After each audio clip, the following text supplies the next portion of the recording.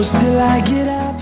Hey guys, welcome to episode 1 of AG Spill the Tea podcast series, where we talk about AG-related things and chat with incredibly hardworking AGTubers. This week I chose someone very special to start things off with a bang because I decided to go big or go home. Today we will be talking to our first guest, Foreveranddollways. Welcome to the podcast. Thank you. Hi everyone. Before we start talking about AG and DM, why don't you introduce yourself and tell us some of the videos you make in case my viewers don't know. Okay, so I'm Heart Foreveranddollways. My real name is Maddie or Madison, but I go by Heart on YouTube, and I make just doll-related content on my YouTube channel, and I like to do kind of like lifestyle videos turn into doll videos, so that's what I do. And then I also have an Instagram account, which is also Foreveranddollways, where I post doll photography. All right, so let's just start off with you telling us what AG and DM is. Okay. AG and DM is a doll photo competition that I created, and it is only American Girl dolls, but in the future I'm looking to opening it up to different brands of 18-inch dolls as well. But it's kind of like America's Next Top Model. I don't know if anyone's ever seen that, but that's how I kind of came up with the idea. And it starts off with 12 competitors, and there are themes every week, and they compete until there's one final winner. So how many entries do you usually receive? It depends. I normally get like 200 to 500. It's a big range. Yeah, I remember when it was just like 250 for cycle 1, and then like 500. My mom was like, "Yeah, I think it's probably gonna start doubling." So like double for every cycle. Yeah, it's picking up. So I'm grateful for that though. What do you look for in audition photos? I always say this, but the number one thing I always look for is creativity, because I think that even if you don't have the most expensive camera or the best equipment or whatever, you still have your creativity. So I definitely love looking for that. And also, technically speaking, that's also very important. So those are the two main things. Yeah, because I know that when I've been watching the videos, like there are some like super creative photos and then some more of just like cute photos. Yeah. What was your all-time favorite doll that was entered into AG and DM? That's really hard. There are so many talented people that enter AG and DM and make it in. And there's been 6 cycles so far, so that's a loaded question. But I don't know. 72 models. Huh? Sorry. Like 72 models. Yeah, I know. I think cycle 1 was a classic. I think AG Jitters. I think that's a classic. How much time do you spend choosing the finalists? Choosing the finalists, it takes me a long time. I like to really look into every picture with a lot of detail, because I know that it's a big thing to enter AG and DM, and it's very nerve-wracking. So I really do like to look at each picture, like kind of analyze it, and then I create a list of normally like 20 to 30 photos that I think could make it in. And then I have to narrow it down to 12, which is super hard. But I'd say it probably takes me a few days. Yeah. Yeah, I was watching the behind the scenes one you did during like cycle 3. It's like, you end up with like 15 to 20, and I usually have to narrow it down, and you were doing it at like 10 o'clock at night. Yeah, that's normally what ends up happening. How do you come up with themes? Okay, so for the first 5 cycles, I came up with them pretty much by myself. But I do take a lot of inspiration from the real America's Next Top Model, because that's what I base my whole competition off of. But this past cycle, I asked my followers to give me theme ideas, which I think was super helpful, because it also helped me get more views, because people they told me what they wanted to see. So that was really fun. And I think it's always cool if your theme gets selected to see it like come to fruition. I think that's really cool. So normally I'm a pretty creative person, I like to think, so I have an easy time coming up with themes, but I also like to ask for input from my followers. Yeah, I can't remember if I put in a theme or not. Yeah, probably. I don't know. Yeah. I chose quite a few followers themes, so. And if you did pick it, I don't remember putting the name. Remembering say that you chose my theme. Top 3 favorite and least favorite themes to have the contestants do. Wow.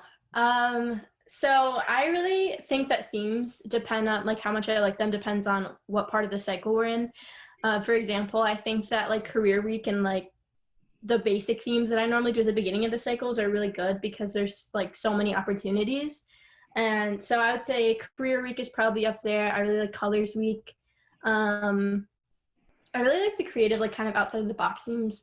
And I don't know if I have a least favorite theme. I normally try to select ones that I'm interested in and I really want to see. So I don't know. I don't think I have a least favorite. I really like, like Culture Week too is cool because I get to learn about different cultures. So it's all like a learning experience for me too. So yeah, and you also choose very broad themes. Like History Week. Yeah. Are the themes all picked by you? No, I talked about it, but sometimes they're picked by my followers. Most of the time they are picked by me. And I did write, I think, the first 8 weeks before Cycle 6 started, I wrote down the first 8 weeks themes by myself. So, and then after that, I kind of used other people's themes. So I try to kind of do it myself, but I also think it's cool to have my followers help me too. Didn't you also have the guest judges help pick themes for Cycle 6? The guest judges actually, maybe one instance, but I think most of the time the themes were already picked. And I did try to kind of choose guest judge based on like, maybe they'd be a good fit for a certain theme to judge. But yeah, I don't think that the guest judges actively chose any themes. Easiest thing and hardest thing about running it? The easiest thing is that I get to see so many beautiful photos. The hardest thing is judging overall and choosing someone to get eliminated and rating critiques and everything because I know nobody's gonna agree with me, not everyone's gonna agree with me, so it's hard to put myself out there when I know that people can be kind of mean about if they don't agree with me. But I've learned to kind of grow a thick skin because I know everyone has their own opinions, which is fine. I just would prefer people to express it in a nicer way, but that being said, I do get a lot of support, so that's really great too. What's your favorite and least favorite thing about running it? My favorite thing, again, would probably be seeing pictures, and I also love choosing themes. I think it's so cool to have like one of my own ideas and then see how everyone interprets it. I think that's so cool to see. And again, my least favorite thing is probably just the negative feedback that I get. Not that I don't take feedback. I definitely do. I definitely look into it and see what I can do to improve AGNDM. But I think just like mean comments is my least favorite thing, but I try to look past them anyway. Yeah, I remember for like the Cycle of My Photo contest, like I had like pretty much all of the themes picked out before I even had the finalists picked out. Yeah. And then like I kept coming up with themes like, but there's not enough room. There's not enough weeks. I think that's a good problem to have though. What do you judge the photos on? So I judge photos on creativity, technical aspects, and those are the two main things that I do. Obviously, there's little nitpicky things like flyaways or like little things that maybe could have been edited out. But for the most part, I definitely look at how the theme is interpreted, how well it fits into the theme, the creativity that went along with it. Like, is it like a whole set with like cool details, or is it just like a portrait? Not that there's anything wrong with portraits, but in a photo competition, I really love to see creativity because that's what the whole thing is about. And I'm trying to get people to kind of go outside of their comfort zones. So yeah, that's what I judge on. Especially with TheDollPlace, nobody ever said every single week. Yep, that was insane. I don't know how they did that in a week, like each week. I don't even know how I could do that in a week. I couldn't. Most of mine would probably either be edited or not, and just like a standard photo. Yeah, it's a lot of work. Definitely a commitment. How do you decide the rankings? Again, mostly about the technical and creative aspects of the picture and how well, I think the biggest thing might be how well it fits into the theme. Like for Colors Week, if somebody had like a photo that had like basically all the color that they chose, that would be near the top. And if somebody had something that only had like a few aspects of the color they chose, that'd be towards the bottom just because it doesn't correlate with the theme very well. But also very important is the creativity and the technical aspects, like was your camera focused, is it sharp, is it edited well, like all those types of things. What's your favorite and least favorite thing about judging? My favorite thing is I get to help people kind of grow their photography skills. And I'm no professional myself, but I do know quite a bit about photography. And I like to think that the people who join AGNDM are joining to know that they're going to get constructive criticism and feedback and are able to take that to help them. I know competition isn't for everyone. I've definitely seen that in some of the cycles, but for the most part, everybody's really good about taking their feedback and utilizing it and showing it in their next photos, which I love to see improvements. Like throughout the competition, I always see people grow so well, and as a photographer and as a person. So that's really cool. And for my least favorite thing about judging is probably when people think that I'm being mean. I try my best to be super nice and, you know, kind of sugarcoat everything, which, you know, it's hard, but I try my best because I know I'm super sensitive myself. So I'm not the best at taking constructive criticism. So I try to be really nice about it, but sometimes people do think that I come across as mean or malicious. So I try to just be nice about it. But yeah, that's hard. Is it hard to judge sometimes? Oh yeah, it is always hard to judge, especially this cycle. It was probably the hardest cycle I've had to judge because everybody was so like, not that in past cycles they weren't, but everyone was like pretty much equal in terms of skill this cycle. And everyone was so talented. It was just like neck and neck every week. The rankings changed so much every week. It's not like one person was consistently at the top or at the bottom. So yeah.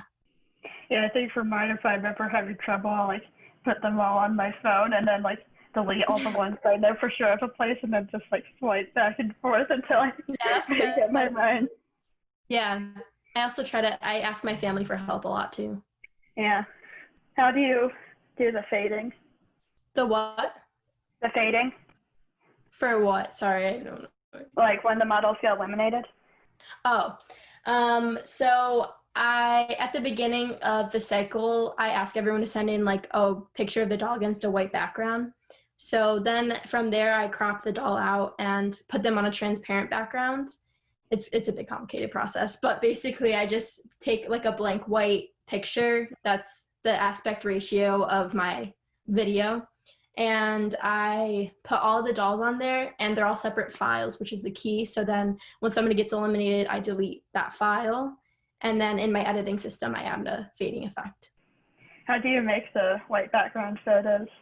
I just have the model send in their picture. Just the first week, I ask them to send it in. And then I have to, you know, like erase around the doll carefully so that it shows up nicely on the white background, but it's pretty easy. So yeah, I've tried it like where it's all of them and like I cannot get it so like they're all like so that you can see all of the dolls and so they end up like super tiny. It's super tricky. I know. I have to like toy around with it a lot to make sure they all fit and they're all the same size and everything. So that's why when during the first cycle my mom just suggested on making the dolls be like a border around the name. Yeah. So that's a lot easier. Yeah. How do you figure out what to say for each photo? What to say? Yeah. For every episode, I make a Word document and I just look at the photo. I have the photo on half of my screen and have my Word document on the other half of the screen. And I just kind of write down when I'm thinking about the photo, constructive criticism, positives, you know, just things overall I could improve on. But I definitely tried to keep it super lighthearted and super nice because, again, I'm not good at taking constructive criticism myself. So I try to put myself in their shoes. And yeah, I just write a Word document about a paragraph for each person. And then I write the rankings at the bottom of the document. How long does it take you to edit the videos? Okay, so at the beginning of the cycle, it definitely takes me a lot longer because there's so many pictures and so many contestants. So that, in that case, to edit alone probably takes me 30 minutes to an hour, which I have to say AGNDM is probably one of the easier things to edit on my channel because there's not a lot of cuts and transitions and stuff. But also I have to remember to like put the pictures on and make sure that they're the right size so my face isn't blocked by the picture, but you can still see it big enough. So yeah, that's a big thing. And for near the end of the cycle, it takes probably like 15 minutes to edit, 15 to 20 because they're short, so. Yeah. Like I know sometimes for me, I'll make it smaller and then my head doesn't end up going as close to the photo as I thought was. So it's like, could be a little bigger. Yeah. Do you prefer creativity or quality? I think creativity is the biggest thing. Not to say that I don't consider quality important, but I think that even if you don't have the best camera, I think that you could still shine with your creativity. I don't think that a good camera makes a good photographer, or a good editing system makes a good photographer. I think that it's a skill. It's not really a materialistic thing. Yeah, actually, I mean, you can take it when you're using like a bedroom light and the most powerful camera out there, and it will turn out bad. Yeah. Do you prefer natural photos or heavily edited photos?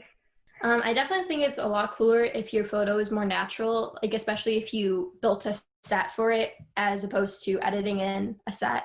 So I think that just shows a lot of devotion and creativity and skill to build a set. I can't even build sets myself, but I haven't really tried. But you get the idea. But yeah, I think that natural photos, less edited photos, are really cool. But I also do love a good amount of editing to enhance the photo. I think that's the most important thing about editing, is that you're enhancing the photo, not making it worse or like overpowering it with your editing. So yeah, like the most of the set I could do is like putting doll furniture and doll accessories into the same spot. Yeah, that's the most I've ever done with sets. I don't think I could ever be up to the TheDollPlace quality. Me neither. That was insane. I do want to say that Evie was also one of my top competitors when you asked me that question earlier. What's the best and worst thing about running AGNDM? The best thing, again, seeing all these beautiful pictures, choosing themes, seeing it come to life, being creative.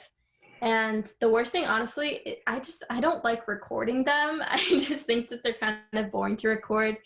But it's still fun. I mean, I love making videos, whatever they are, but probably recording and just the negativity that comes with it. But overall, I think that AGNDM is a really cool thing that I would like to continue in the future. So yeah, I remember like cycles 1 through 5, I would always sit on the left side of the camera, and then for cycle 6, I was like, I really think I need to switch this up a bit more. So that people don't start getting bored. Yeah. Is there any drama? Oh yeah, there's a lot of drama. I do have to say that cycles 1 through 5 really had such minimal drama. There's nothing that I can remember really, but cycle 6 definitely had a ton of drama, which I'm not gonna get too into, but definitely I think it was a result of probably being quarantined, just overthinking everything. Everybody has time to criticize others and, insult other people and be more self-critical too. So I think that was a big factor, but there's definitely a lot of drama this cycle. It's in the past now, obviously, but yeah, there's a lot. What inspired you to want to start AGNDM? I honestly don't know. I wasn't a big photo competition girl, honestly. I never really competed in one, but my sister did actually have a photo competition that was like AGNDM pretty much. I don't know if she exactly called it that, but she actually came up with the idea, and she isn't into dolls anymore, but I just kind of wanted to do that. I thought it would be cool to have like an interactive contest with my subscribers, because at that point I hadn't really done anything interactive with them. So I kind of want to utilize my subscriber and fan base to do something fun like that. How did you name it? So America's Next Top Model is the inspiration behind AGNDM. So it's American Girl's Next Doll Model, kind of a play on words. That's pretty much it. There's no like really cool backstory behind it, just kind of copying America's Next Top Model. That's kind of what I thought it was. Yes. Like for mine, when I was thinking up a name, I was like, AGNDM would be cool. But now I don't want to steal Hart's idea. So I was in this competition called Glam Dolls. I was like, ooh. That's cute. American Girl's Next Glamorous Doll Model would be cool. But that's also easy to mix up the two, since the abbreviation is so similar. Did you ever think AGNDM would become one of the biggest photo contests on AGTube? Definitely not. When I first started, I had honestly no expectations going into it. I thought maybe 30 people would enter at best. Because at that time, I think I had 15,000 to 20,000 subscribers, I think, which is still like a considerable amount. But I didn't really expect a lot of people to enter it because I knew going into it that it would be a lot of work for the contestants and for me. I didn't think it would be this much work for me, but it is. But it's a lot of fun, and I'm glad I started it. But I definitely didn't think it would get so big. But I'm grateful that it did. Yeah, I think when I saw it, I didn't think that there would be 250 entries. I was like, oh yeah, I'll get in with my crappy photo. I'm sure it wasn't bad. It was of Leah by the loft bed, and the lighting was like terrible. Oh, I probably still have it, to be honest. I have like every single entry. That's ever existed? Yes, I actually do. Why? Because everything goes through my American Girls Next Top Model email, so I never really delete any of the entries, so I probably still have yours somewhere in the deep abyss of my Gmail. Actually, I think that was before that email was a thing, so I think it was your AGDolls22002 email. Oh, really? Then, I probably still have it, too. How old are your contestants, typically? How old are they? Yeah. I think it really ranges, honestly. This cycle had a lot of younger contestants, which also may have been part of the drama. I'm not saying that the younger contestants caused it, but I think that the age difference kind of caused a little bit of a riot. But I think normally I'd say like 14 to 17. Sometimes there's younger, sometimes there's older, but I would say the general range is like teenage years. Without naming names, has there ever been a contestant whose attitude was bad in your contest? Yes. Will you still do AG and DM while you're at college? That might be really difficult. I haven't really thought about it, to be honest, and it would be hard to pre-film because it's a very much like in the moment contest. I don't like pre-record anything, so I never thought about that. Maybe, but I'm pretty sure like freshman year in college, when I'm still getting used to things, I'll probably be in New York City also. So I don't know if AG and DM will be going on then, but hopefully I can restart it soon so that I can do it during my senior year of high school and then probably take a break from it again. But maybe in the future I'll start it again. I'm not sure. Yeah, like I was thinking for mine, like I still have a few years till college. I was like, I don't know if I do it while I'm physically at college. So I might do it like over summer break or something. Right, yeah. That's like I would do that. A big gap that has like enough time. Yeah. And definitely. the last question is, how much longer in the future do you see yourself doing AG and DM? Honestly, I have no idea. I'm just kind of letting it play out because I thought I would still be completely, one cycle ends, I start another one. But obviously I've taken a break from AG and DM since the end of cycle 6 because there was so much drama and it was honestly just not good for me.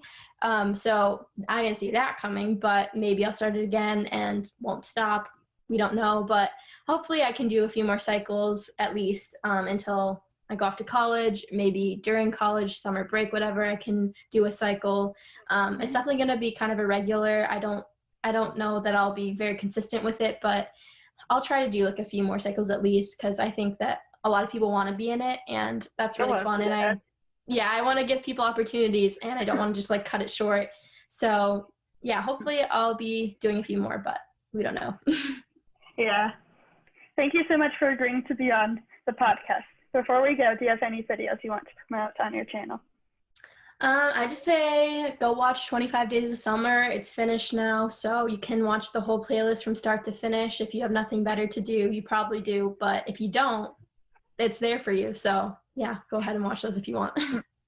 Thank you so much for listening to episode 1 of AG Spill the Tea, and thank you, Hart, for being our first guest. I hope I can have you back on here sometime in the future. Make sure you come back next time to hear about more amazing AGTubers and their talents. I hope you have a great rest of your day, and we'll see you next time. Bye. Bye. Thank you.